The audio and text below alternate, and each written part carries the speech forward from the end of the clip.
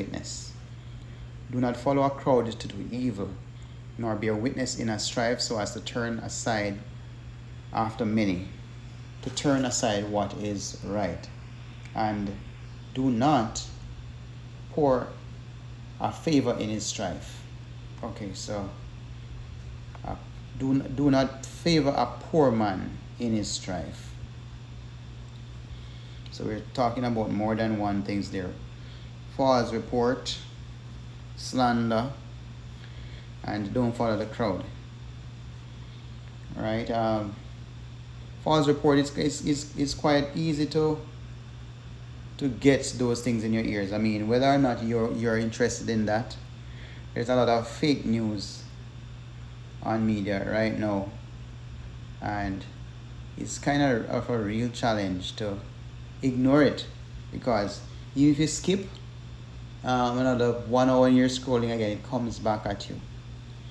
Now, how will we deal with all this false news that's coming, right? And it's actually telling us, do not bring a false report. In other words, you don't make things worse by taking that report, right? And to do wrong with it. So I was thinking first when I say false report, hearing it, but it's not really about that. It's actually about bringing false reports. So it's like slander. Don't join with people to slander, and don't commit yourself.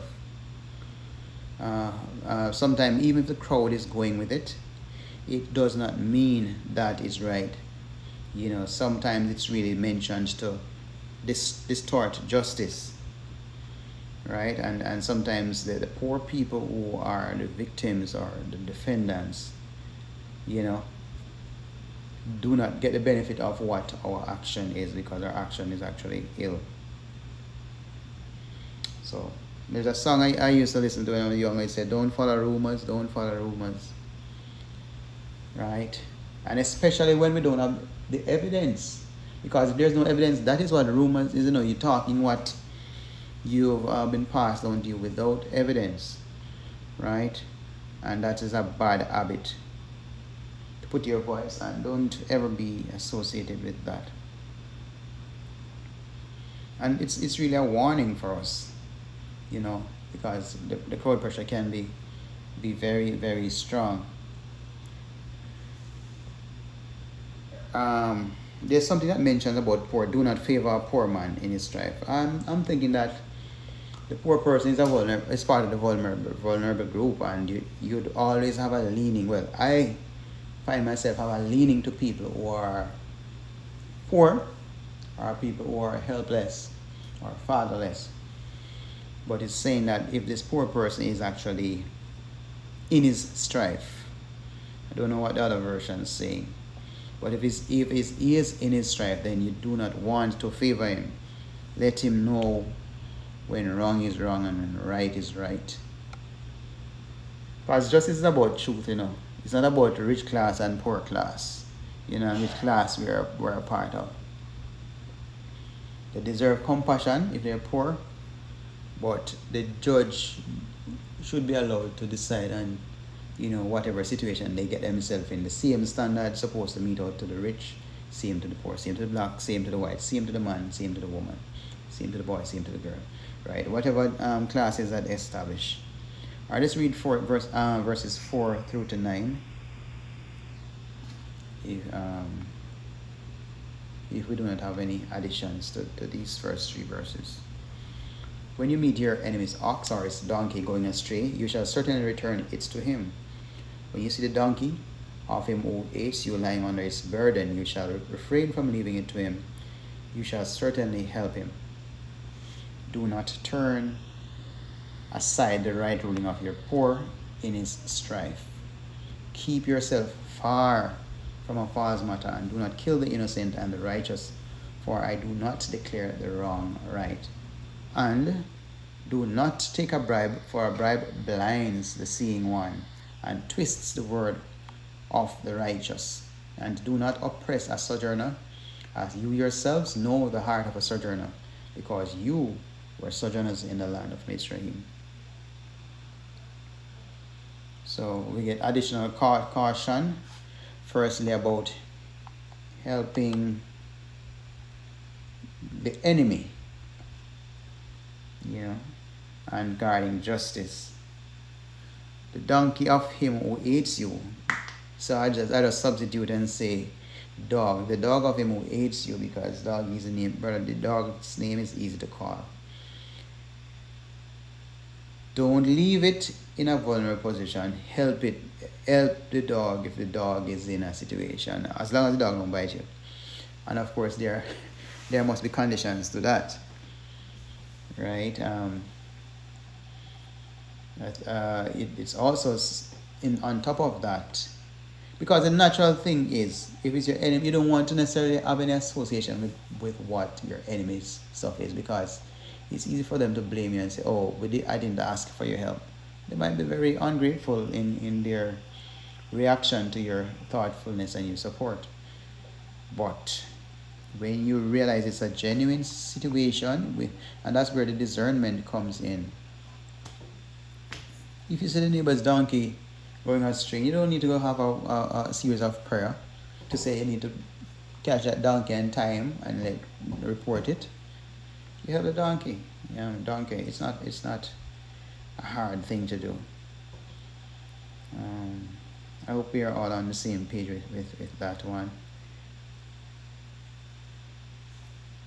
And number 6 talks about the poor again. So we read something about the poor earlier, and now we're saying, do not turn aside the right ruling of your poor in his strife. So we're told caution not to offer favoritism to the poor, but here we're also we're told to do not ignore the right ruling of the poor in his strife. Right? So it's very encouraging that we help others. We help not just our enemy, but we also help the poor. And help the donkey, because really and truly the donkey is not your enemy. Helping the donkey is helping the person. And when we do that, it actually shows that we value life and mercy more than the grudges. Although sometimes all that grudge might feel a little, I don't know, it shouldn't feel good, but some persons feel good about holding grudges for long, to see how long they can hold it. Right, but it's not a good habit. All right, verse 8 moves on to bribes. When you take a bribe, you are compromised. You can't, it's very hard to be objective. And that's why at work they tell us, if you get a gift from a client over a certain value, report it to your director, because it's not a matter of if, it's a matter of when they're going to ask something for you. There's this saying, something for something. My friends would always discuss when we were younger, something for something, and it's not even younger. Yeah, even adults now believe that if they help someone, then it must be reciprocated. And well, it's not bad. It's not a wrong thing if you help somebody and the person help you back. But if you're helping the person to help you back, then it's not a sincere help. Let's just put it that way. Right? So versus if you took a bribe from this person, later in a situation where there's somebody innocent, we might have to go against is innocent because of what we think that we owe somebody for their kindness to us. All right, there's another mention of the foreigner.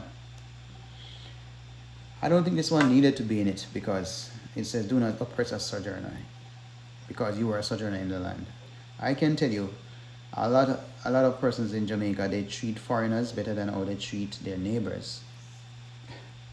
Right, so this one is really for the people who really, like, in those countries now that they're having advanced migration reform, and they're favoring their locals and showing bad face and bad reception to foreigners. Then this law is very forward thinking and relevant in today's society, where we oppress sojourners, we oppress people who are expatriates, we oppress people who are on a work permit, And we know that if we oppress them, then they might not be able to squeal out or complain or protest because they do not want to jeopardize their work permit, So it's very distasteful that people can be subject to that kind of treatment and thought and unable to respond to help themselves.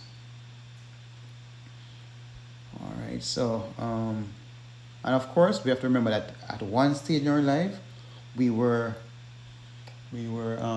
fragile, we were vulnerable, and somebody had to help us. I don't know where or what, but all of us would have been helped before. So that in itself, don't ever forget that. Verses 10 to 13. And for 6 years you are to sow your land and shall gather its increase.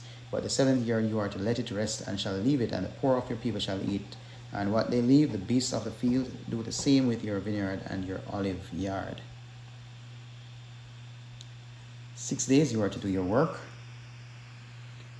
and on the 7th day you rest, in order that your ox and your donkey might rest, and the son of your female servant and the servant be refreshed. And in all that I have said to you, take heed, and make no mention of the name of other mighty ones. Let it not be heard from your mouth. This is a lot of commandments, we're going through now. My word. I'm grateful for them because it's guidance for us in many aspects of our lives. Okay, so 6 days you're to work. So this is like showing us the principle of the Shabbat and applying it to the land. It's called in Hebrew language Shemitah. Right? So work the land for six years straight, and after the 7th year, don't bother work the land, relax. Everybody needs a rest. Look at your body. Can you imagine you working your body 7 days straight and doing the same thing your body 6 days, and you want a break, and the person and you're not getting a break, your boss or whoever you make any make any commitments to. Right, so the land is the same thing, just that the land can't talk. So you're going to realize that the land after the 7th year is not yielding as the quality and amount of and quantity of fruit that it usually yields. The question that came to mind though was, what if fruit is on the place? Shouldn't we eat it? And is it really saying we're not to plant that we're not to reap it? I have to look back at it again. Leave the beasts of the field to eat, of the field eat. And what they leave, the beasts of the field. Okay, so we're not to consume it. So no, we have to do some serious planning there to store up food for ourselves and even allow for the beasts to have some. So we don't reap everything. Yeah, so this is really a good plan, an agricultural plan. And who benefits from the rest? Not just you. Remember, it's not just you. It's the animals too. Servants, the children of the foreigners, and the land itself. And then the last part of the section we just read spoke about idols. It's verse 13. Don't make mention of other mighty names. And I'd really like our input in this. Does it mean that we do not refer to JC? Do that mean that we do not refer to Brahman and whoever that, ISIS and whatever these names are? Well, I shouldn't even mention it if that's the understanding. What do we say about the mentioning of the other mighty ones? Mighty ones come like celebrities too. I don't think it's just deities, but I'd love to hear. Do we need to mention, or do we not need to mention it with respect?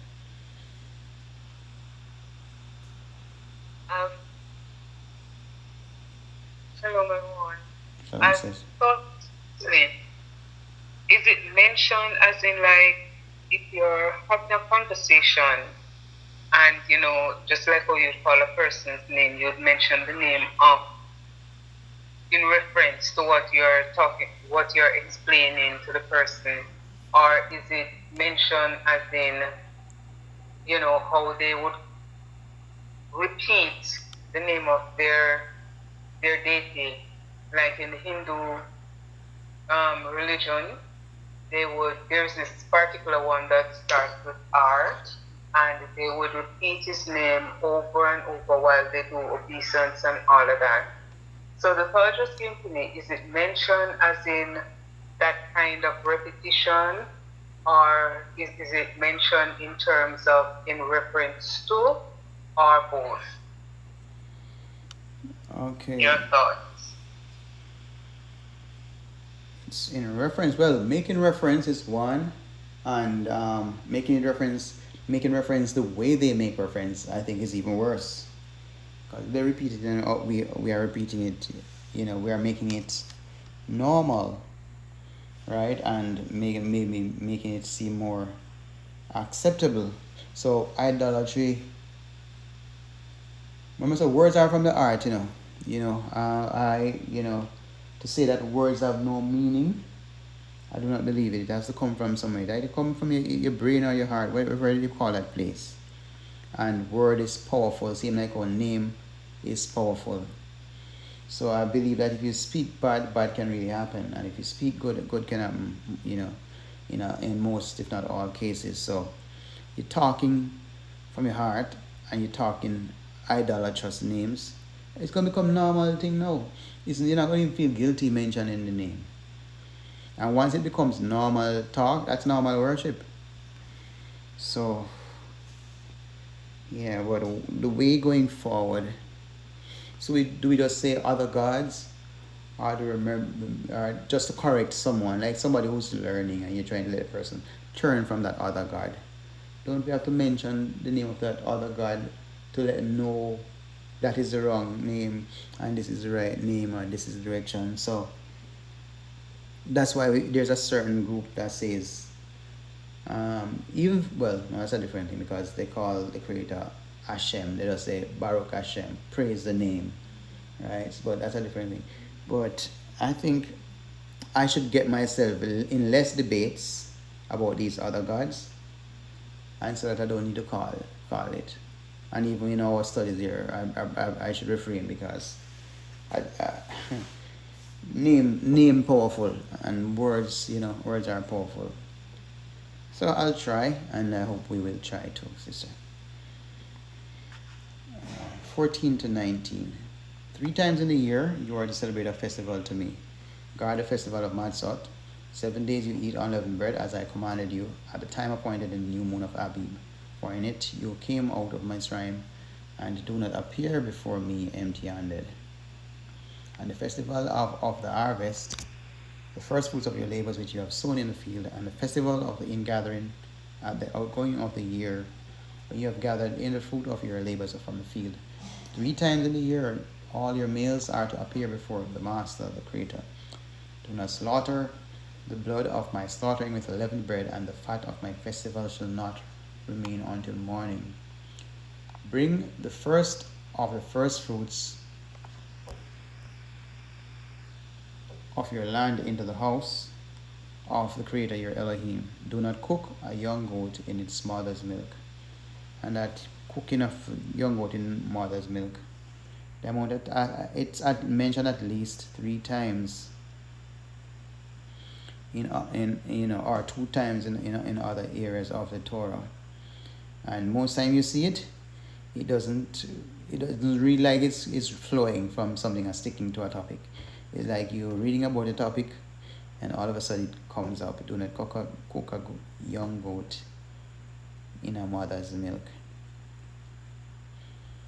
But maybe if we look at the other 2 times it mentioned, maybe it may be mentioned different. But yesterday's study was telling, I think it was mentioned that do not cook a goat or a kid before it reach 8 days, because it's 7 days. 7 days, the first 7 days, it needs to be with its mommy or its mother goat or whatever. So Um, do not cook. So it could be that it's do not cook a young goat. Maybe it's fine to cook a young goat, but not to cook it in its mother's milk. Or if it's a young goat, you do not cook a young goat before it reaches a certain age, which we know based from Shemot chapter 22. So I don't know if we want to refer to the other two passages that mention it. That would be really good. Be really good if we could find it. 19. Let's look at Genesis 27 verse 9 quickly. Genesis 27 9 says, yeah. Brother, I want to say here. In today's modern day and age, does anybody cook meat in the breast milk of their animal, the mother? Nobody that I know of. So nobody that I know of does that. So to me, so you can pass it then. I think it would mean a young, very one that is still suckling. That's what it seems like it's saying here. Okay, don't cook a goat when it's suckling. Yes, but it's still young. Okay. All but right. I don't know if anybody's feeding milk goat in it. I've never seen that before. You know it's wrong, and I don't know why the thought is coming into mind that I really want to taste how that tastes. But then or to see it. Sorry for having that thought, but I'm just wondering what that tastes like, and for the goat to be cooked with his mother's milk. Yeah. I've never heard that before. Well, I'm glad I do not eat meat anymore, but you know, I'm wondering if that's a nice, delectable, delicious meal, you know, and because it's nice, people are cautioned not to do it, or because it's inhumane, or it's not good for animals, right? So. They eat young animals because it's tender. They take it away from the mother, even the cows, and the root they call it baby back roots. Because it's tender or tender loins, so they cook the young ones. Yeah. I know that they have that. I've never known for the animal being cooked with mother's milk. Yeah. Well, we're not gonna explore that because that's wrong. Can I ask a question unrelated to this? Should an adult sample breast milk of a suckling babe? It just crossed my mind that maybe it's something that people explore, and is there any text that forbids that, or is it not something that anybody does, so it was not need to be mentioned? Because when I look at it, I think goat's milk is for goat, and baby milk is for baby, right? So where we have this mass industrialization where people taking away the goat's milk and the cow's milk and from the goat that is deserving of it and selling it to make money for profit, really and truly, no, that's not moral, come to think of it, but it's what the world the masses do and practice, and there's no guilt or conscience in doing that, because they tell you that it strengthens your teeth and strengthens your bone, and it's rich in calcium, and especially the goat one. And so with all these benefits, why should somebody be protesting about something when the goats are not complaining? They are exposed to eating pork as well. Yeah, it's justified if it's nice. It's justified if it's nice. So I believe that, what is for the goat should be for the goat, and what is for the baby should be for the baby. And that's how it should be. I found the reference in Bereshit chapter 27 verse 9. It says, "Please go to the flock and bring me 2 choice young goats, and I make a tasty dish from them for your father, such as he loves." Sorry, I didn't read more to share the context of what this is about, but maybe it's Genesis 27 says maybe talking about Ribka and Jacob and or 2 sons, right? Rebecca and Jacob and Esau, setting up things for their for the father, right? So obviously by this it's just showing that young goat meat real nice, right? So there are other two verses, but we don't have to belabor it. Genesis 38:17 and Genesis 38:20, right? Which is the same thing, talking about the But the scripture doesn't tell you that it is to be of a year old. It's still a kid. It's not an adult, but still a kid. So it must be a. I reared goats. I don't have any now. When I did, the kids were kids. And even after a year, they still look like kids. Okay. Well, I have some. Every now and then I take out the picture and look at them. They're cute and nice to raise, I think, compared to all animals. But they're when they're young, they should be left to be with their parents. And just like how children are, when young, they are connected and they feel attached to their parents. I believe that it's not far from that, the same kind of attachment. A mother chicken to a chicken, and so on. Goat to a young goat.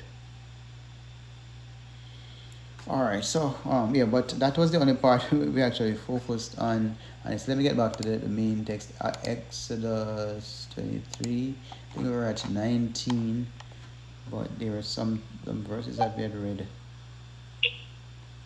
Now we're not finding it. Okay. Right. So he spoke about the feast 3 times a year. All men should go to the feast. And no, it didn't say men should go. I'm actually saying that because there's a song that I wrote that 3 times each year all men should go. It's a nice song. I hope to share it with you all. But it says 3 times in a year you are to celebrate a festival to me. And another text actually says men. First one I have is all thy males shall appear before the Lord. Right. But I'm using the scriptures and it doesn't say men. But that's why it's in my head. So 3 times, and that is it's listed here, the matzah. And the purpose of the matzah was to it does tell you how to do it, in case we miss it in Shemot 12. 7 days you eat unleavened bread as I commanded you. Right. I think the other command actually says 7 days you're not to eat leaven.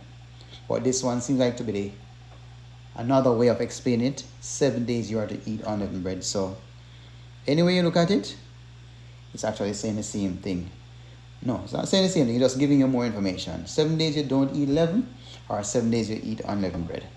All right. And at special time, which is an issue for me because I eat unleavened bread any time of the year I feel like eating unleavened bread.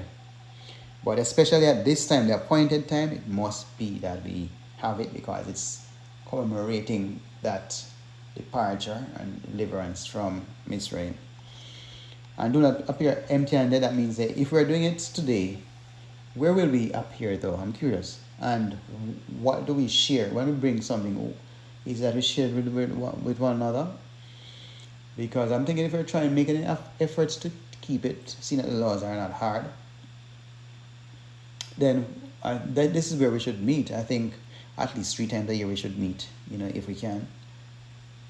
The world and the circumstances don't really allow for that easily, but with time, because it's an appointed time, for the winter's time, I'd say, we need to see if we can meet 3 times a year, especially closer to this time that we think our calculations end up.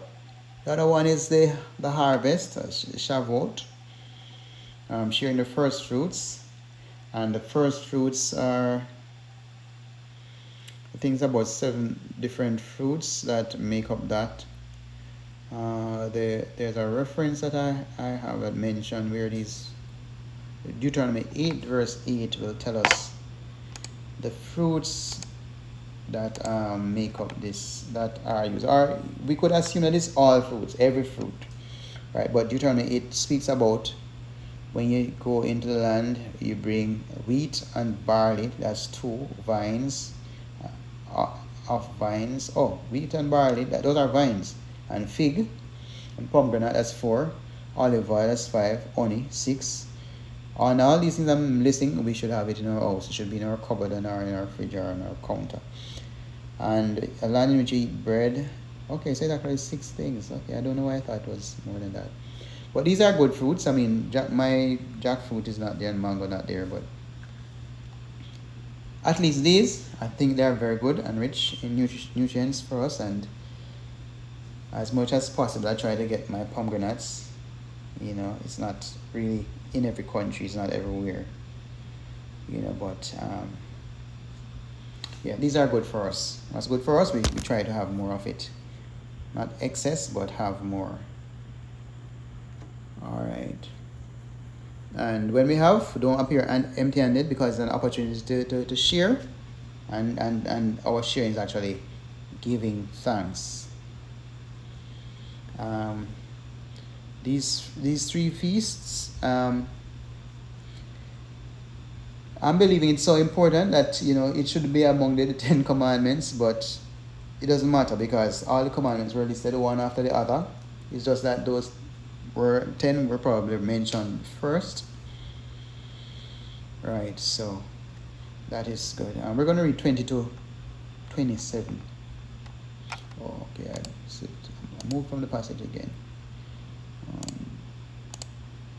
Shemot 27.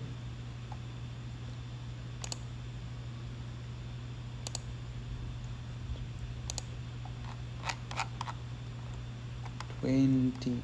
4, 5, 6, 7. I shall send my fear before you and cause confusion among all the people to whom you come, and make all your enemies turn their backs to you. And I shall send hornets before you, which shall drive out the Evites and the Kenite and the Hittite from before you. I shall not drive them out from before you in 1 year, lest the land become a waste and the beasts of the field become too numerous for you. Okay, no, I think I passed it. I missed something when scrolling. Alright, that's technology. See, I'm sending a messenger before you to guard you in the way and to bring you into the place which I have prepared. And this one shows the messenger in capital letter. There has to be a reason.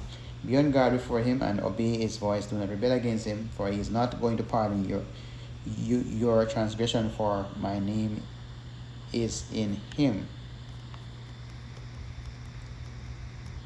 Verse 22, and it says, but if you diligently obey his voice and shall do all that I speak, then I shall be an enemy to your enemies and a distresser to those who distress you. For my messenger, again, shall go before you and shall bring you into the Amorites and the Hittites and Perizzites and Kenites and the Evites and the Jebusites, and I shall cut them off. Do not bow down to their mighty ones, nor serve them, nor do according to their works, but without fail overthrow them, and without fail break down their pillars. And you shall serve the Creator your Elohim, and he shall bless your bread and your water, and I shall remove sickness from your midst. None shall miscarry or be barren in your land. I shall fill the number of your days. I shall send my fear before you and cause confusion among all the people to whom you come, and make all your enemies turn their backs to you. Okay, so we see some wonderful promises there if we obey. And the word messenger, we just a reminder that when the scrolls were found, there was no paragraphs. That's where division of paragraphs or verses. These translators really bring them together and decide where to cut off, where to put capital letter, where to put in vowels, and try to make it make sense. Right? So this messenger, we've seen in many instances, messenger was sent to Lot and to Abraham, right? So in some versions it will read an angel, just that, and we're told to pay careful attention and do obey the voice, right? So why would the Creator send an angel, right? And the reason is, he's sending the angel. It could be in response to a request, or it could be just knowing what they're thinking, that he believes that if they have a fear of going without his presence, then he wants to assure them that he is going before them in the land. So chill, relax, everything is taken care of. Did it mention anything about enemy? Oh, it mentioned that then I shall be an enemy to your enemies. So he will represent us in the role that protects and defends us.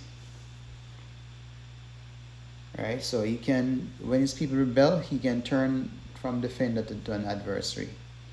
And he can oppose any plans against his people. It speaks about the mighty ones again. And yeah, it can never be repeated too much. It seems to be the main thing, the main sin of the Israelites, turning to other mighty ones. It's kind of hard, but we have to ensure that we reject that kind of temptation. And I believe that it's kind of the easiest one to fall into is idolatry. Sometimes we do it little by little, right? And that is to our demise. All right, let's read from verses 28 onward. Are we missing anything? Yes, we missed about that part about miscarrying. 26. None shall miscarry or be barren in your land. I shall fill the number of your days. So there are a lot of miscarriages reported even today. And of course, there were a lot of, the patriarchs' wives, 2 of them at least, were barren for a while. So sometimes when we see these things, it's tempting to think that it's as a result of disobedience, but we should not be too quick to do that, because Sarah and who else was born? Sarah for sure. There's no report of her being disobedient, more than to say that she was barren, and maybe that barrenness was just to teach future Hebrew women that they should have patience and trust the Creator. Welcome, my sister. Right, so that we're at Shemot chapter 23, verse 26, speaking about a promise of a blessing that no woman shall miscarry and be barren if the people obey. And I believe this wholeheartedly that a lot of the blessings that we could have received are withheld due to disobedience.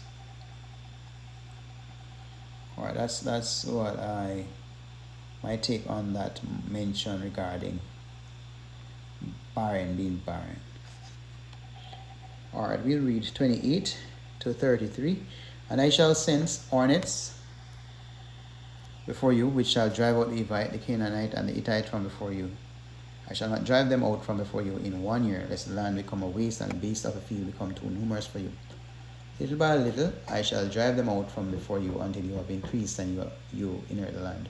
And I shall set your border from the sea of reeds to the sea of the Philistines, and from the wilderness to the river. For I shall give the inhabitants of the land into your hand, and you shall drive them out before you.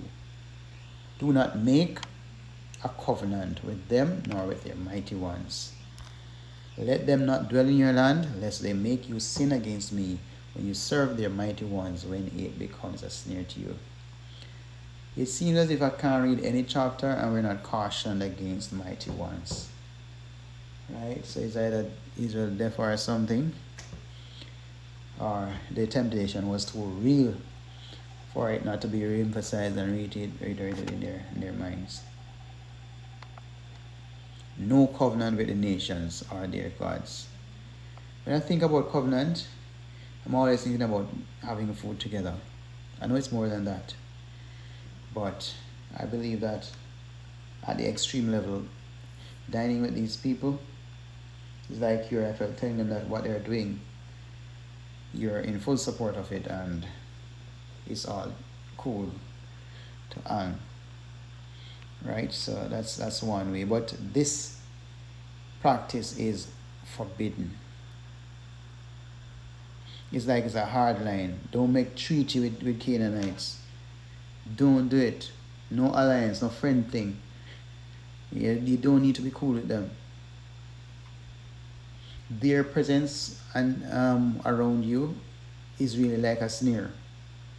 And before you know, it is magnetic enough to draw Israel away from the Creator. And I'm thinking about the covenants that we make and the ceremonies that we participate in. You know, even these things like I've been at a funeral for a dear family, and the name of another God is mentioned. You go to a wedding, and the name of the other God is mentioned. And I'm saying, the line is actually drawn. It's just that we can't see it, or we're too hooked to the system and the practices to be set apart. So I don't even believe that, all these things that are done make any sense if another deity is being elevated in it. What is our take on that? Because when we make covenant, we're actually making loyalty. And we're tying ourselves to their gods, whether or not, we're free, walking around free, but we don't realize we're tying ourselves in our minds. And those people, sometimes so close to us, they pull our heart away from the Creator.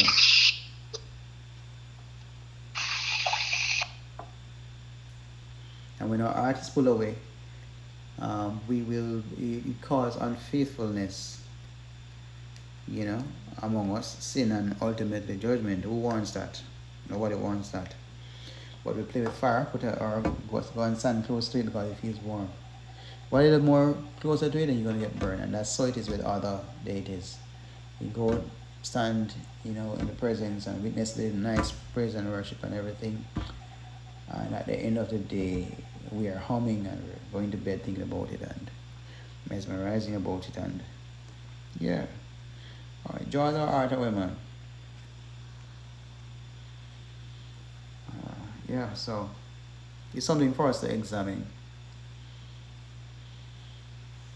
Any ceremony that we're a part of and quotes are mentioned and it's not mentioned in the Creator's name or alone, I believe they do not stand for anything, and I don't believe that they're legit. It's something that we have to look at again.